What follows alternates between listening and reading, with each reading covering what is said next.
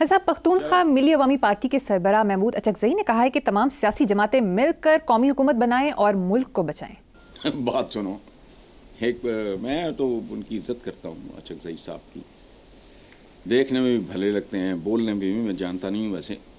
अच्छा, इसमें मुझे एक बात याद आ गई, colonel Shafiqur Rahman who retired as a general, Pakistan के टॉप के मज़ार निगार थे, basically he was a doctor. तो उनकी बड़ी हिमाकतें, मज़ीद हिमाकतें, सारी किताबें मैंने बचपन में पढ़ी थी। वो लिखते हैं एक जगह, बच्चा नहलाने का तरीका। बच्चे को नहलाना आसान काम तो नहीं होता।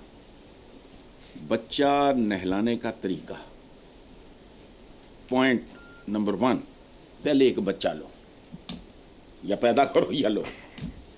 अच्छा, अब कौमी हुकूमत बनाए, पहले कौम लाओ। वाह। भानुमती ने कुनबा जोड़ा वाला हाल है इस मुल्क में। तो जाहिर है वो जहाँ जो भी लगे फिर रहे हैं उनको कौम शौम कह देते हैं, फलाना कह देते हैं, अवाम कह देते हैं। अवाम, शहरी, ये नॉट सिटीजन्स। पाकिस्तान का शहरी जो है वो रियाया है। तो पहले तो कौम लाओ ना, और कौम या फिर क्राइसिस में बनती है, जो पिछले दिनों एक झलकी आपने देखी, और ये फेड आउट हो जाएगा सारा कुछ। बिल्कुल याद रखना, कोई गलत फहमी में ना रहे।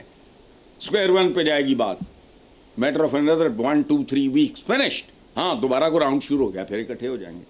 कौम शौम वाली तो बात ही कोई नहीं। हम तो एक गली में इकट्ठे नहीं हैं। हमारा सियासतदान सिवाय एक दूसरे को, इनका बस चले तो वो जो मखसूस इलाकों में मखसूस लोग एक दूसरे के लिए ज़बान इस्तेमाल करते हैं, ये वो करें, और कर जाते हैं कभी कभी। तो पहले तो कौम लाओ।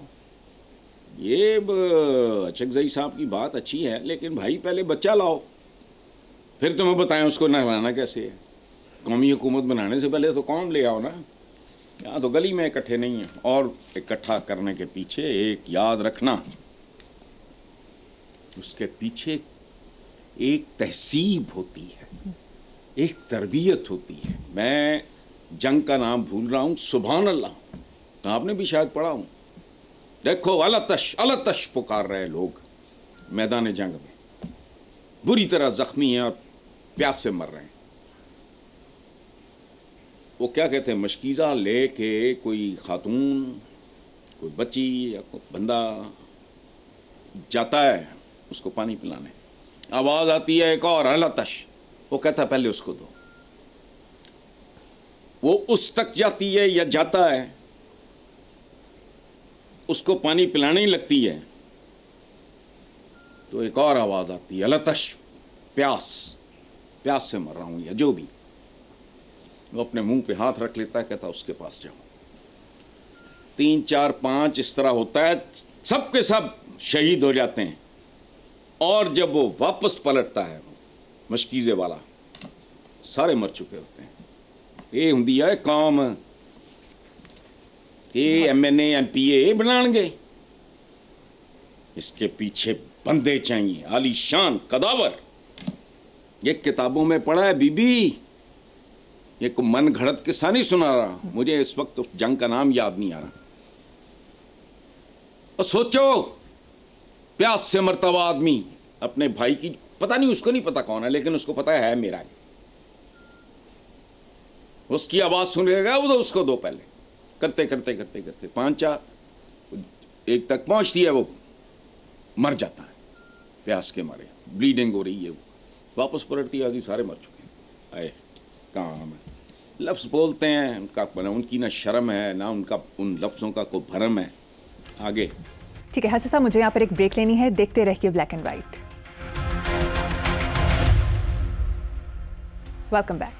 हसन साहब, बारी खबर के मुताबिक बिजली बिलों में ओवर बिलिंग पर अफसरों का एहतसाब, वजाहती नोटिस जारी कर दिए गए। लेस्को में 4 लाख सार्फिन के मीटर्स को डिफेक्टिव कोड लगाया गया। डिफेक्टिव कोड की आड़ में इजाफी यूनिट्स चार्ज करके बिल्स भिजवाए गए। लाइन लॉसेस को कवर करने के लिए ओवर बिलिंग का सहारा लिया गया।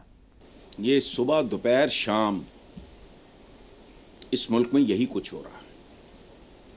बात सुनो, जिन 4 लाख खानदानों को डसा है इन नागों ने, इलाज कौन करेगा?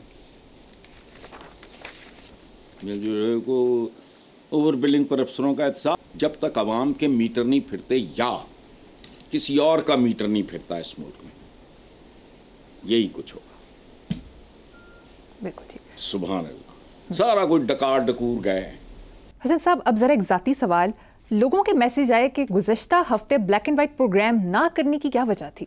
यार मोदी साहब को होर तो कुछ होया नहीं, वो साढ़े 2 प्रोग्राम खा गए।